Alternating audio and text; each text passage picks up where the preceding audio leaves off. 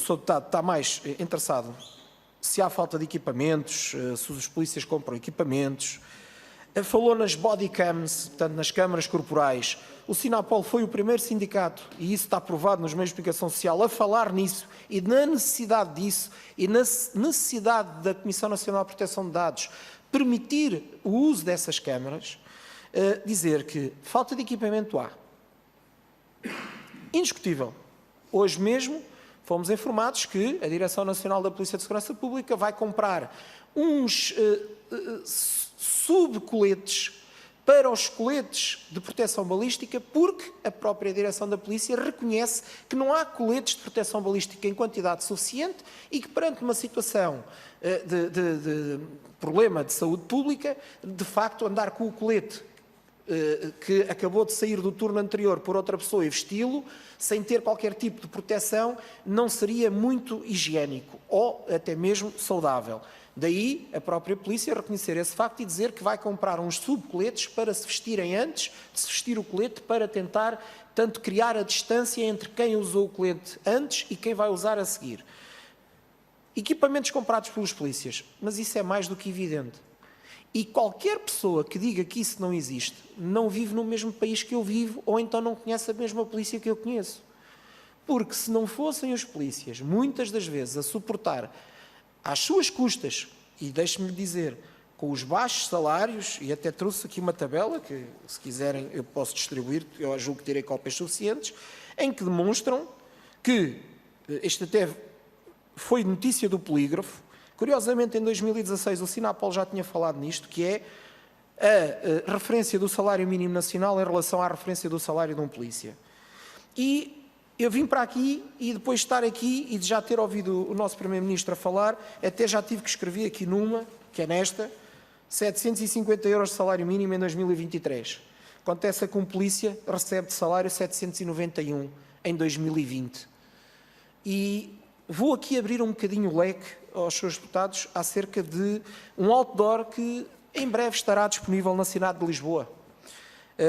Outro sindicato já o fez aqui à porta e nós pretendemos que o nosso esteja no Marquês de Pombal e o nosso outdoor vai ser um pouco mais forte. Vai estar um polícia no chão, baleado, cheio de sangue, com outro polícia ao seu lado ajoelhado com as mãos na cabeça e a dizer-se assim, deu a vida por 791 euros por mês. É isto quanto vale a vida de um polícia em Portugal. Nós temos sido completamente desconsiderados há anos a nível de tabela remuneratória. E depois não podemos só pensar em aumentar, que é isso que se tem feito, ainda que de forma diminuta, os salários dos índices iniciais da polícia. Porque nós temos casos de polícias com diferença de 20 anos de serviço a ganhar só 50 euros de diferença. E isto é inadmissível.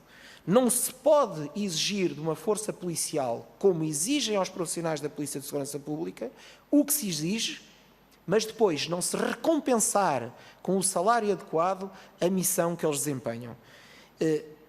Estamos em fase de recrutamento para a Polícia de Segurança Pública. Diz o Sr. Ministro da Administração Interna que pretende recrutar no prazo de um ano, que já quase que o ano 2020 está a acabar e não deveremos ter escola de alistados de polícia a começar.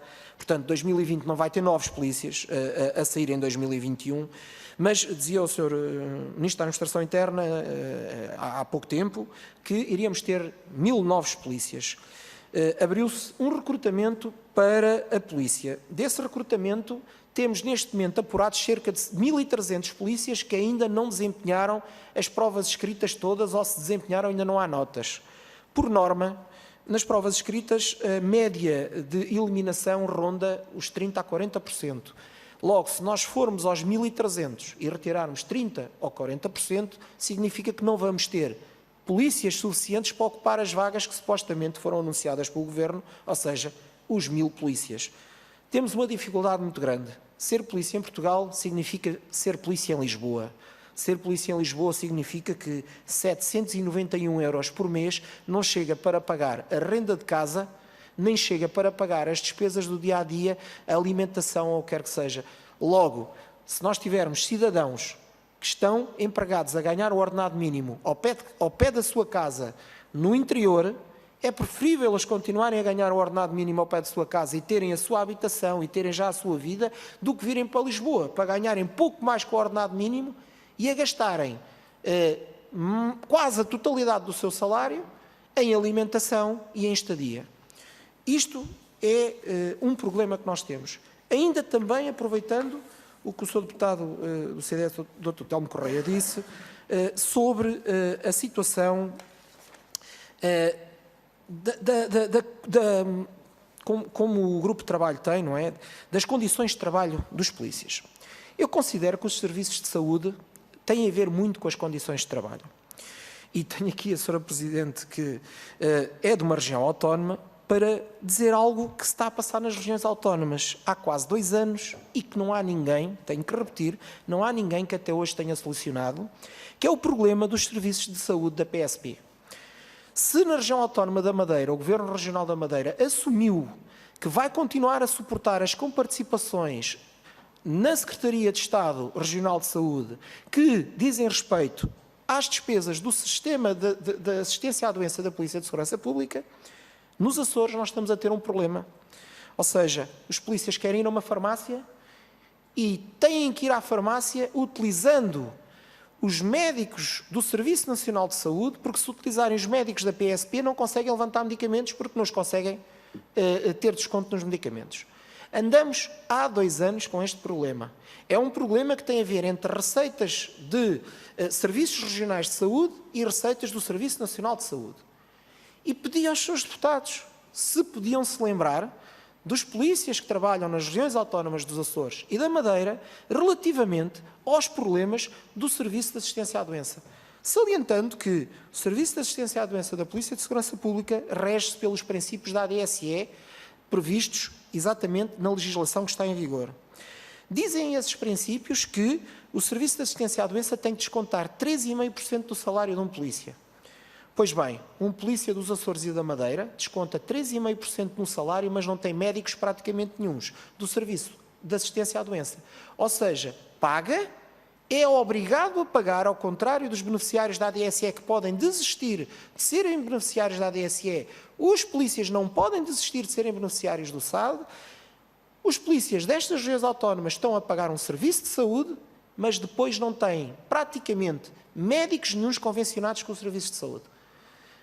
Isto é algo que também nós temos que dizer, tem a ver com as condições de trabalho. Estas pessoas não estão especialmente motivadas. Estas pessoas, quando se alejam ao serviço da instituição, muitas das vezes têm que suportar do seu bolso os seus transportes para Portugal continental, porque em Portugal insular não há médicos para os tratarem que estejam convencionados pelo Serviço de Assistência à Doença. Por isso, dizer que os polícias realmente pagam para trabalhar. Pagam e não é pouco. Agora a polícia há pouco tempo começou a distribuir algemas, começou a distribuir alguns equipamentos, mas ainda assim não chegam. Ainda assim não chegam. Um polícia se quer uma lanterna para, durante a noite, no escuro de um edifício, poder visualizar bem o que é que está-se a passar lá dentro, tem que comprar a lanterna. Não há lanternas na Polícia de Segurança Pública para todos os polícias. Por isso, dizer que é importante que nesta casa, na Casa da Democracia, a casa que tem o poder máximo legislativo em Portugal, também se defendam os profissionais da Polícia de Segurança Pública e atrevo-me a dizer, não que possa falar legalmente em nome deles, de todos os outros polícias portugueses, militares e funcionários da administração pública.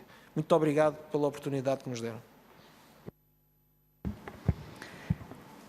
Nós é que agradecemos a vossa presença e, mais uma vez, reiterar a disponibilidade deste grupo de trabalho para continuar a acompanhar as vossas preocupações e tudo o que nos quiserem fazer chegar ou, eventualmente, se quiserem voltar a pedir uma nova audição, nós estamos aqui disponíveis para isso. O objetivo deste grupo de trabalho, como disse aqui o Sr. Deputado Telmo Correia, é realmente avaliar as condições de trabalho das forças de segurança e, portanto, estamos também disponíveis e ao vosso dispor para novas reuniões, novas audiências, novas audições, ou o que vocês quiserem nos fazer chegar aqui ao grupo de trabalho.